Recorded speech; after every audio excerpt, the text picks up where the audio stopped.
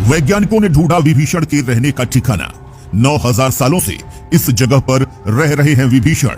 भगवान राम के वरदान के कारण आज भी भारत के इस हिस्से में मौजूद है रावण के भाई विभीषण। मंदिर के पुजारी से लेकर कई लोकल लोग भी इन्हें देखने का कर चुके हैं दावा।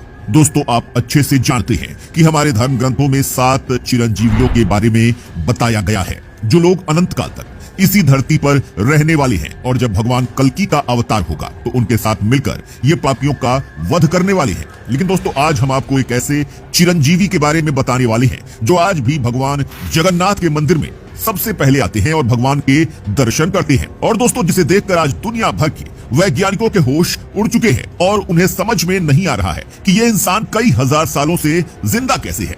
जी हाँ दोस्तों, हम बात कर रहे हैं रावण के भाई विभीषण की।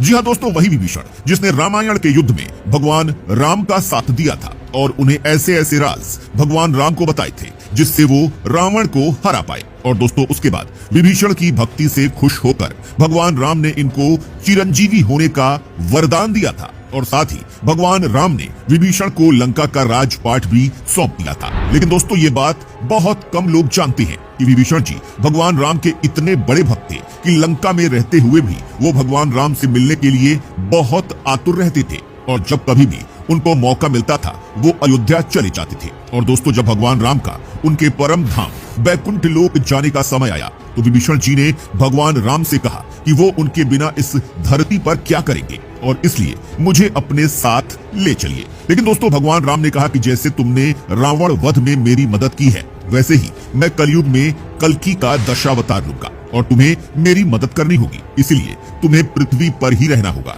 और दोस्तों, उसके बाद भगवान श्री राम ने उन्हें पुरी के जगन्नाथ मंदिर के बारे में बताया और विभीषण को कहा कि जल्द ही विशाल समुद्र के पास मेरा मंदिर बनने वाला है और वहां पर मैं एक दूसरे रूप यानी जगन्नाथ रूप में विराजमान रहूंगा और जब तुम चाहो आकर मेरे दर्शन वहां कर सकते हो। और दोस्तों, आप इस बात को माने या न माने, लेकिन ये बात पूरी तरह से सच है कि आज भी विभीषण सबसे पहले जगन्नाथपुरी के मंदिर में आकर भगवान जगन्नाथ के दर्शन करते हैं और उनकी पूजा करते हैं। और तो और दोस्तों, कई पुजारियों ने तो इस बात का भी दावा किया है कि पुरी के जगन्नाथ मंदिर में कपाट खुलने से पहले भगवान जगन्नाथ की पूजा कई बार हुई मिलती है। इसके अलावा दोस्तों, आज भी जब भगवान जगन्नाथ की रथ यात्रा निकलती है तो सबसे पहले इस रथ यात्रा को गरुड़ स्तंभ के पास रोका जाता है, क्योंकि दोस्तों पुरी के लोगों का आज भी मानना है कि इस जगह पर भगवान विष्णु दर्शन करते हैं और भगवान जगन्नाथ की पूजा भी करते हैं। और दोस्तों, हमारे धर्म ग्रंथों में यह भी बताया गया है कि भगवान जगन्नाथ भी विभीषण को अपने असली और दिव्य रूप में आकर हर दिन दर्शन देते हैं।